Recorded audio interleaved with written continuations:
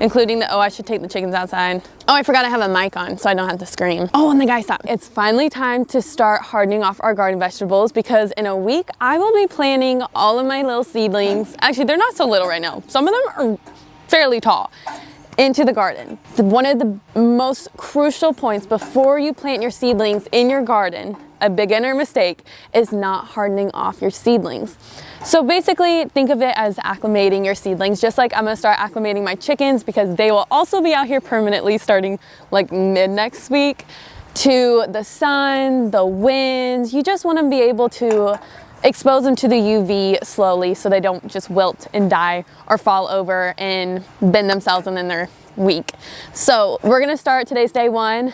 It's not windy. I tried to do this 2 days ago, but it's been super windy. So today we're gonna do 1 hour in a shaded, wind protected spot. And then we're just gonna slowly increase that to every single day by an hour and increase their exposure to the sun. And then at the end to the wind. So let's get started.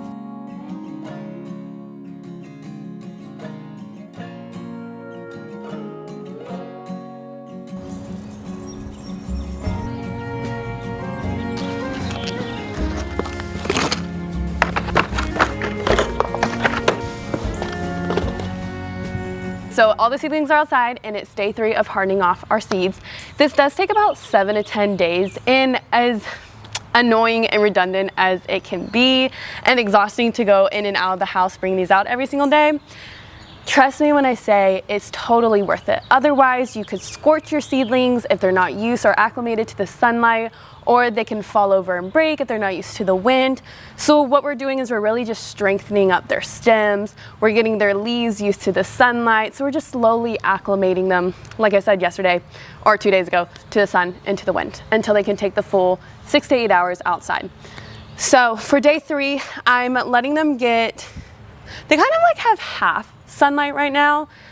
I have them in the morning sun, so I'm going to give them an hour in the morning sun, which the morning sun is best. So if your garden has morning sun, mine has afternoon, so it's a little hotter, but morning sun is always best. So props to you if you have a morning sun garden. Today they will go an hour in the sun and then 2 hours in the shade. And then I will go ahead and just put my hardening off schedule here for the next week because it's going to get a little redundant and it's only changing by an hour or so every single day. And I will see you guys when we go to finally plant all the seedlings. And things are gonna switch up a little bit from back in January when I showed you my garden plan. It just naturally happens. Things either don't germinate or loofah sponges have been a new addition this year. And I'm like, I will make room for you. So it's, you know, when you feel inspired to add things to your garden, and if they are complementary to some plants you already have planned out, just go ahead and add them. That's the beautiful thing about gardening, is it's supposed to be fun and experimental and boost your creativity. And yeah, so I'll see you guys in like 5 days.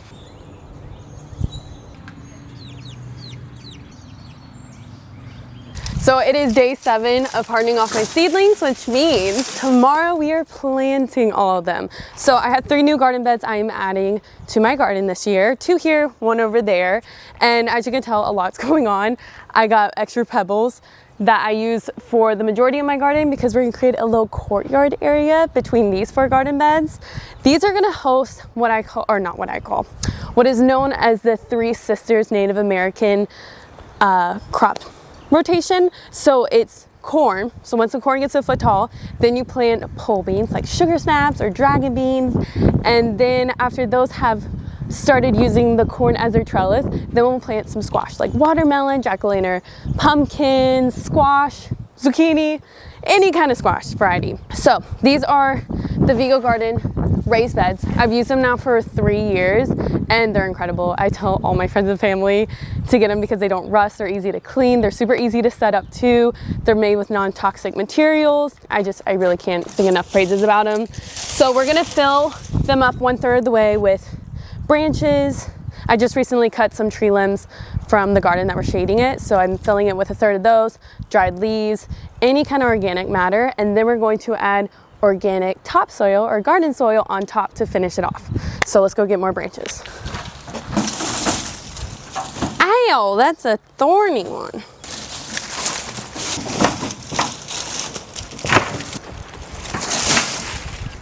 We got cardboard, dead leaves, tree limbs, and now we're going for some organic soil. And do recognize your soil will compact down, especially after the first few rains. It'll compact about like 2-3 inches. So you want to fill it pretty much to the brim.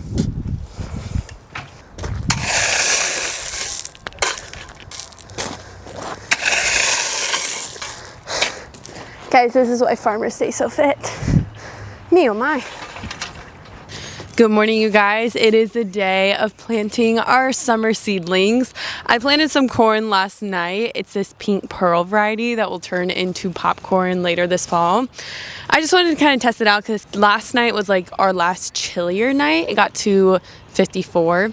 And so I kind of want to see how they would fare at a colder temperature. And they all are looking great. So it's 7 a.m. on the dot. I'm going to kind of share some key tips that I learned from my papa over the years when it comes to transferring seedlings. And one of the key things is you got to do it just like watering, either early morning or late in the evening when the sun has passed. Otherwise, your plants will not have enough time. You'll have transplant shock. So the leaves may start looking yellow and dying, and the roots just won't have enough time to kind of get adjusted and strengthen themselves up before the rising sun. So that's why we're out here bright and early. I'm gonna go grab my garden plan and we're gonna get planting. So one of the key things is to water before and right after, or maybe even like a few hours after if you start early enough or late enough in the day, because the more moisture in your soil, the less transplant shock, which is very important to keeping your seedlings strong and healthy. I watered these last night, and because it was still a little bit colder, I think they've retained their moisture pretty well.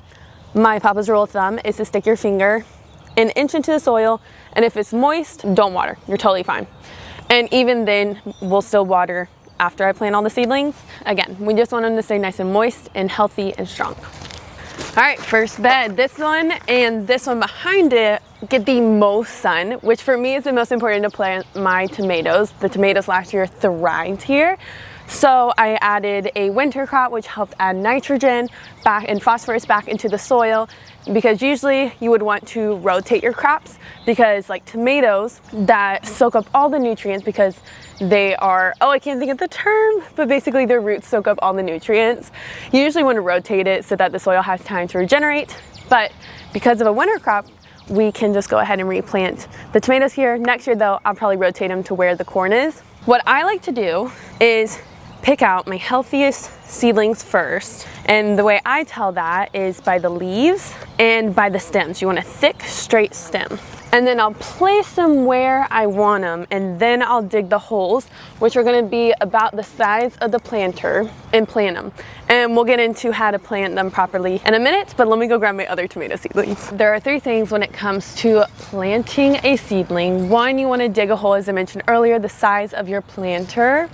2nd, you wanna kind of squeeze it from the bottom and use gravity for it to just gently fall out on its own, because we don't want to mess up the root system. And then you want to loosely pat down the soil just to get rid of any air pockets, but not firm or hard enough where it suffocates it, because just like us, plants love their oxygen. And always remember to keep in your plant label, because if you're anything like me, I do tend to forget what I've planted. In our second main tomato bed, we have rainbows in Marvel, so it's gonna be like a pink stripe one. Another San Marzano Genovese. Genovese are one of my favorite tomatoes. They're just so beautiful. They're a beautiful heirloom tomato to put on like sandwiches, like tuna melts. I have another rainbows in that is green. Fried green tomatoes, can never go wrong. And then another sun gold. I'll probably plant another tomato in a pot on one of my other garden beds, but these will be my main tomatoes.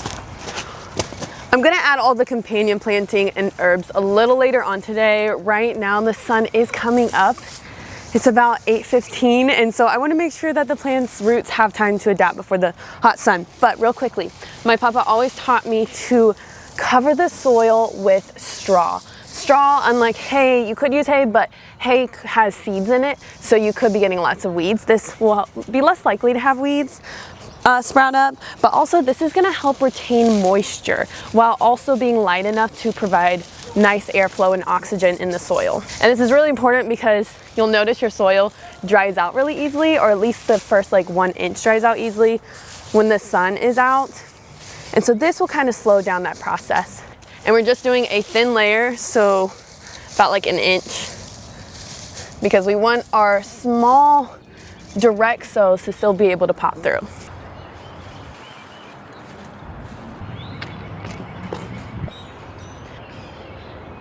We're in the thick of it, so I tossed on my gardening sweatshirt so I can wipe my hands when they get dirty. I got 4 pepper plants from the market, which I wasn't planning on doing peppers because I always do peppers, but then I was like, I need to do peppers. Tabasco, long red slim, sweet banana, because banana peppers is the best, and then poblanos.